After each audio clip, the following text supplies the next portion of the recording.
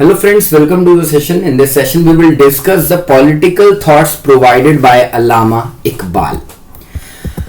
Nations are born in the hearts of poets, they prosper and die in the hands of politicians. So this was the idea of Allama Iqbal. This was the ideology behind which, on the basis of which Iqbal actually established his political ideology, that poets are the heartbeat of a nation and the politicians actually prosper these ideas and ultimately the nations also die in that. So this is, we can say, the ultimate end of a nation. Now some introduction about Allama Iqbal.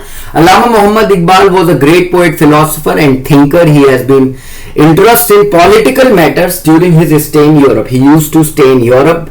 As you know that first time it has been considered that the first theory about partition of India was provided by Allama Iqbal, because he considered that Hindus and Muslims are two different peoples and they cannot live it together because they have nothing in common. The spiritual ideology or the political ideology or the way to develop an economy, these all things are different between Hindus and Muslims. That is why he propagated that.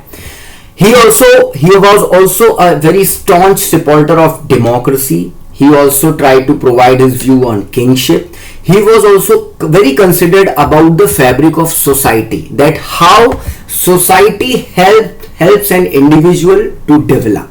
Now, interrelationship of state, society and an individual according to Iqbal. This is very important. Iqbal emphasizes the importance of a state. He regards it as an end in itself. According to him, individual depend on social organization for every right, even for life. Now this shows there are two concepts in the theory of political science: individualism and communitarianism. Individualists say that actually society should provide emphasis to the individualism, and actually the individuals creates the society, so the emphasis should be given to the ideas of individual, to the freedom of individual up to the highest extent. But the communitarians say that individuals are important but they are nothing without the society. So the rights of an individual should be curtailed to the extent that it should not encroach into the rights of others. Okay, somehow Iqbal also tried to say that both are important. No one can be bestowed with the universal right or the ultimate rights. Everyone should have some curtailment over their freedom, over their rights, but because they are complementary to each other, so they both should understand the value of each other. Individual should understand the importance of the society, and the society should recognize the rights of an individual for the purpose of spiritual development of any individual, so that he or she can contribute towards the society. So this was the idea provided by Iqbal about the state, society and individual. But in his later writings, the state and individual made interdependent. Here he maintains the balance between the two, as I was telling you. In the beginning, he was also of the opinion that individual should be given priority, or we can say the society should give individual the priority, but individual is dependent on the society. But later he said that both are important for each other. Okay. Importance of state in individual development. Now, suppose the society has given the importance to the individual and the individual has recognized the importance of society. Now what a state can do for those? Individual cannot realize himself spiritually without the help of a state.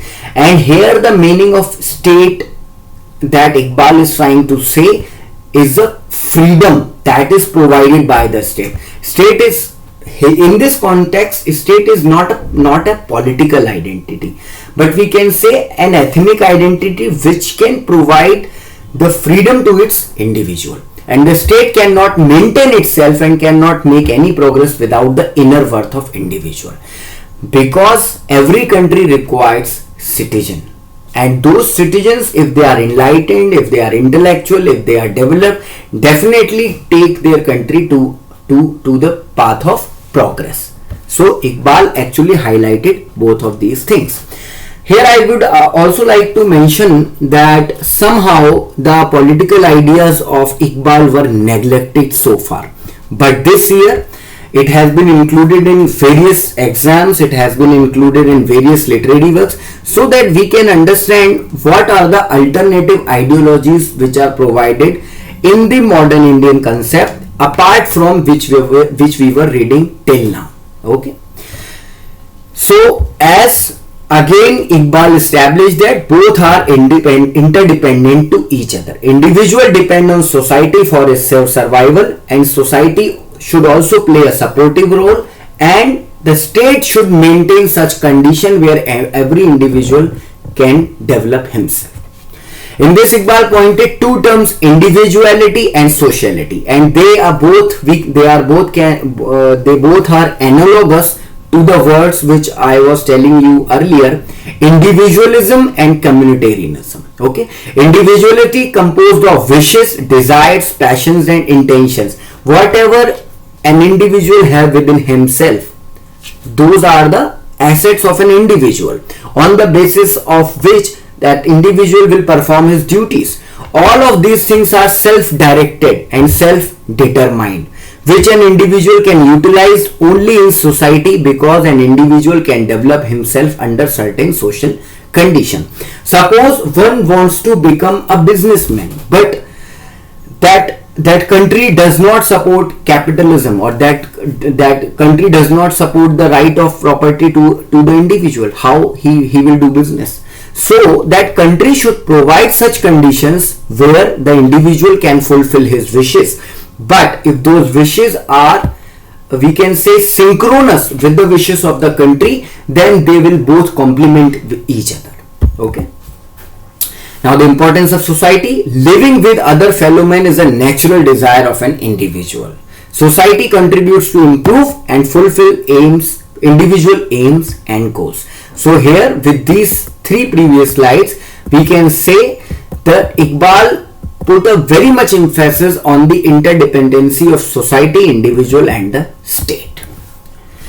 Now we will see an MCQ about Iqbal. Dr. Iqbal rejected. The answer is Western idea of nationalism.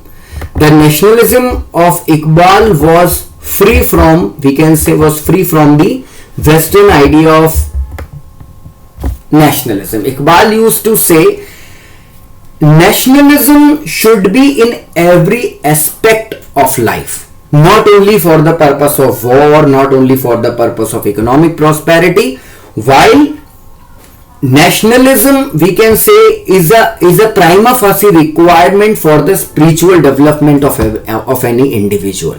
Okay, that is why he also suggested this name Pakistan. This name was suggested by Iqbal because Pakistan means the land of sacred people, and the people are sacred not in terms of the earthly things, but they are going to move ahead with the path of spiritual purity, so that they can ultimate the higher aim, the worshipping of God, in terms of the religion definition, we can say.